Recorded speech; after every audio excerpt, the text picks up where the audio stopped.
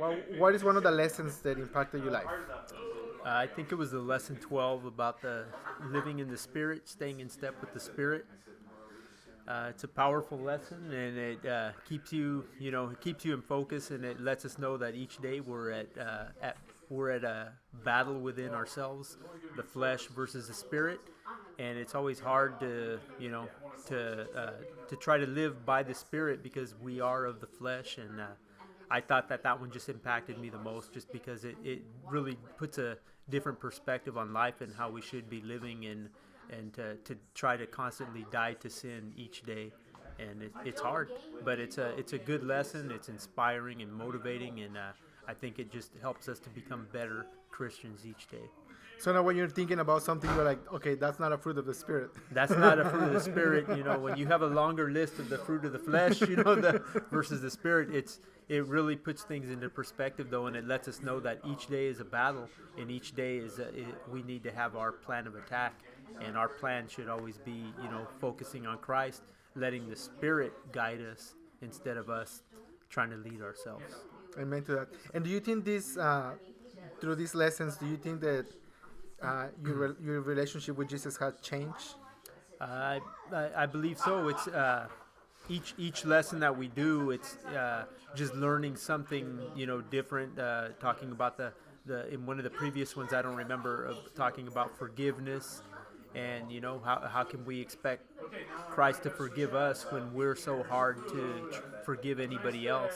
When I hear people talk about well, I can't forgive him for that, I think about, look what Christ did for us, dying on the cross, hanging on that cross, taking all of our sin, that is the ultimate sacrifice, and we need to keep that in focus too. But I think each topic, each session that we do, it just enlightens you, and it is bringing me closer to Christ with each lesson. And I just hope by the lesson 15, once I'm done, I think it's going to impact me a lot. I've already started discipling someone, and it feels good to be able to share what you're learning with someone else, and it just to make a positive impact on someone else's life. I think that's the blessing.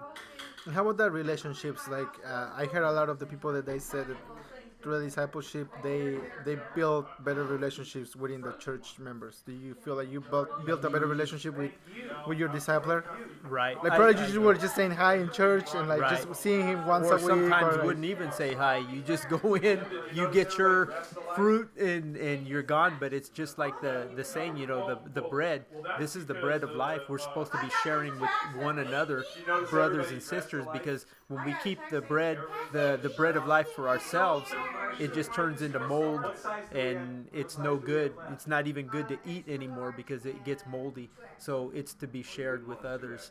And I think that now, walking into church and you see everybody, you have more of a personal relationship with them. And sometimes God just leads you, just touches you. Hey, go say hi to that guy over there. It looks like, because we never know what everybody's going through. Some people put on the smile, including myself, but no one knows what you're dealing with. And I think that's one of the main things that we should be doing, is acknowledging people when we're at church, saying hi, saying hello, getting to know people, being friendly, because you never know when you're going to be that blessing in someone else's life who just needed that hello or a hug.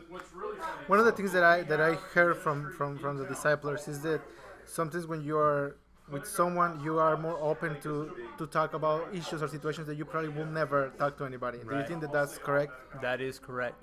I know more about John now than I ever wanted to know. But it is, because that's the blessing, I think, because it's just like if you went to a church and you're confessing to the priest behind a wall, he can't see your face or whatever. Here it's one-on-one, and you're not really confessing, you're just sharing your troubles and your burdens with someone, and it's always nice to hear sometimes we need that. I think sometimes I need that. I have a lot of friends who they won't, even though they're your best friends or they're your own brother, they don't want to talk about anything personal. But sometimes I feel that we do need to talk. You do need to unload on someone. It's always good to talk when it's necessary, but it's also good to be a good listener, because that's what people want to share sometimes, and so we have to learn to be more communicative, but we need to be good listeners as well. So. Amen to that. Well, thank you for sharing with us. All right. And Thank you. good luck with your new disciple. Thank you. I'll need it. Yes.